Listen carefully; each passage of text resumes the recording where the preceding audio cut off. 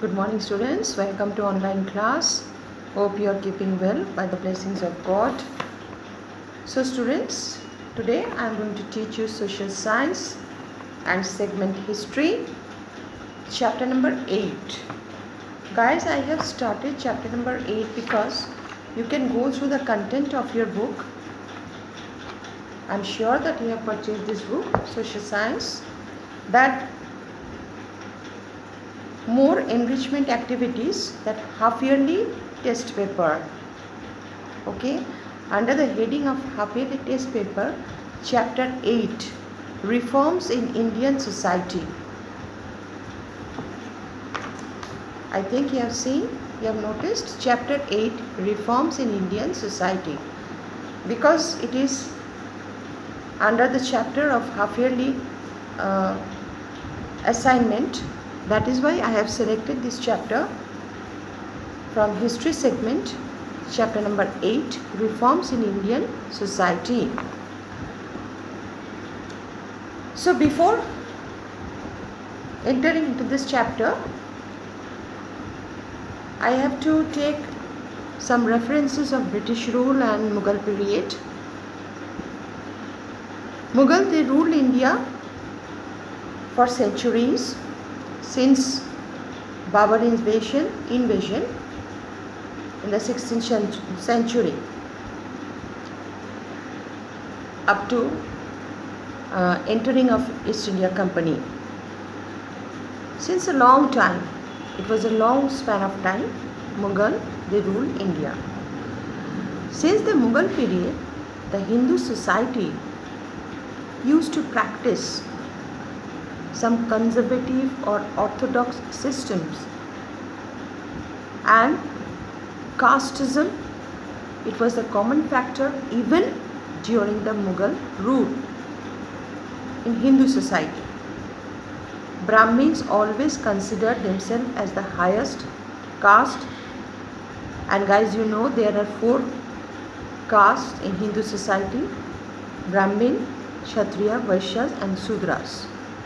And Sudras, they are the lowest category amongst the 4 castes. And since centuries, Sudras, they are treated as the untouchables. But the scenario, it has been changed a lot. But I am talking about pre-independence, before independence. Sudras, they were treated as untouchables. Their life was miserable. They were known as outcasts. They used to menial work. So this practice, it was visible since the Mughal period up to British period, even till the independence. Casteism, gender discrimination, child marriage, sati or burning of widows, these were the common factors. Those were practiced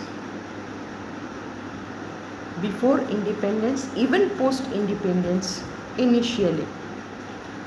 So during that time, during British rule, when totally India became a colony under the imperialism, this practice was boosted up, revived. The domination of Brahmins. Brahmins used to regulate the entire Hindu society.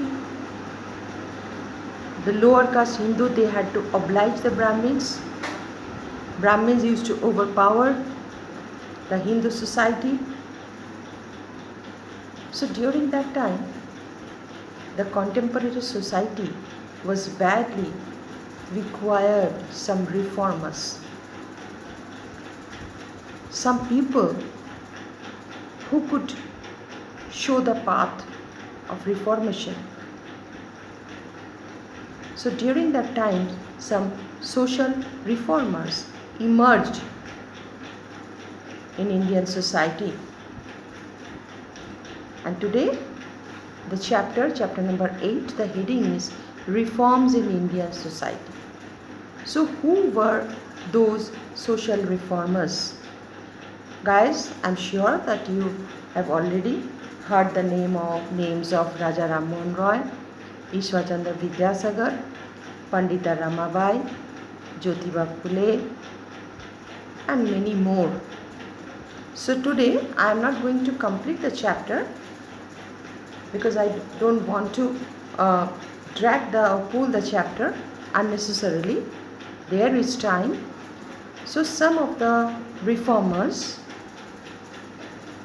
of the reformers I will discuss today in my teaching. So let us discuss about Raja Ram Mohan Roy. Raja Ram Mohan Roy, he was one of the renowned and popular social reformers, and he founded a group or sabha that was known as Brahmo Samaj. Because Raja Ram Mohan Roy,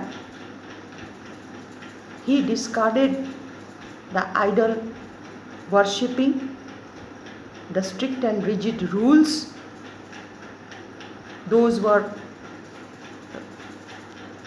followed or those were instructed by the contemporary Brahmins. So he condemned those rigid and harsh, strict rules and regulations of worshipping. So that is why Raja Ram Mohan Roy, he established or founded a sabha or group that was known as Brahmo Samaj, and it was founded in the year 1828.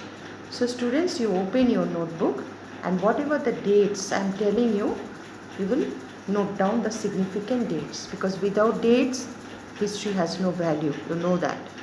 So in the year 1828, Raja Ram Mohan Roy, he founded Brahmo Samaj. Initially it was known as Brahmo Sabha, and later on he named Raja Ram Mohan Roy himself, he named it as Brahmo Samaj. The spelling of Brahmo is B-R-A-H-M-O, Brahmo. Samaj, S-A-M-A-J. It was established or founded in 1828. Because Raja Ram Mohan Roy, he chose a middle way, that there will be no idol, only a power, that means Brahma, Lord Brahma. There will be no idol worship. So people will follow that power, and he did not believe in those strict and rigid, those orthodox, superstitious rituals of Hinduism. This was his thought and thinking. These were his concepts, and so he founded Brahmo Samaj in the year 1828. Then after Raja Ram Mohan Roy, let us come to one more social reformer that was founded, known as Veda Samaj. In your book, open page 58, Veda Samaj. On page 58, the Veda Samaj was founded in Madras in 1864. You note down in your notebook, in 1864. It is known as Veda Samaj, and it was based on the ideals of the Brahmo Samaj. You can say that Veda Samaj, the members of the Veda Samaj or the founder of the Veda Samaj, they supported Raja Ram Mohan Roy. So Veda Samaj, and its most important leader of Veda Samaj, he was Chembati Sridharanulu Naidu. You can underline the name Chembati Sri Dharalu Naidu. He founded the Veda Samaj. One more group or one more Samaj, it was founded, known as Prarthana Samaj. That means Prarthana, you know the meaning, worshipping. Prarthana Samaj, Mahadev Govind Ranade. He founded the Prarthana Samaj in 1867. Those were all social reformers who countered the contemporary system, who countered the contemporary rigid and harsh rules of the Hinduism. They challenged their hard and fast rules during the colonial India. So in 1867, Prarthana Samaj, it was founded. Then one more group emerged, and that is Satya Sahodhak Samaj. It was founded in 1873, and Jyotirao Govindrao Phule. The name of the founder was Jyotirao Govindrao Phule, and he founded this group or Samaj. He was the founder, and in the year 1873. Then Arya Samaj. It is one of the renowned groups or social reformer groups of the time, known as Arya Samaj, was founded by Swami Dayanand Saraswati. Very popular name. Guys, I think you have already heard this name, Swami Dayanand Saraswati. He founded this Arya Samaj in 1875. Guys, you note down whatever I am telling you, the dates, you note down in your copy. Then let us come to the social evils during the time, during the colonial rule, since the Mughal period. Because Mughals, they were Muslims, and that was the Islamic time, Islamic period. They were not bothering about the casteism, gender discrimination, and what the Brahmins they used to do. But when British entered, Mughal dynasty, it was totally abolished, and India entirely became the colony.